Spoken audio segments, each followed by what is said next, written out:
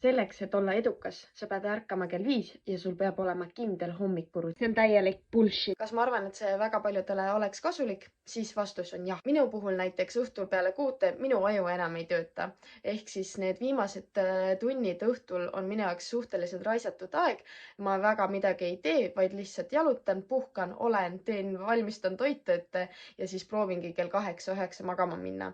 Ehk siis mina juba automaatselt ärkan järgmisel päeval suhteliselt vara ja saan juba üldiselt kella 6-7 tööga alustada. Küll aga on uuringud näidanud, et on täitsa olemas hommiku ja õhtu inimesed. Ehk siis, kui sa tunned mingi aja tagant, et sa proovid küll iga päev kell 5 ärgata või kell 6 ärgata, aga su keha lihtsalt ei tööta, siis ära sunni ennast ja see on väga okei ärgata ka kell 9 või kell 10, kui sinu keha niimoodi ütleb.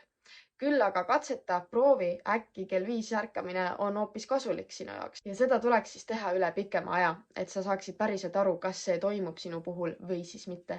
Sest keha vajab aega, et harjuda. Kas see on aga ainuke viis, kuidas saada edukaks ja tervislikuks ja tubliks, siis kindlasti mitte.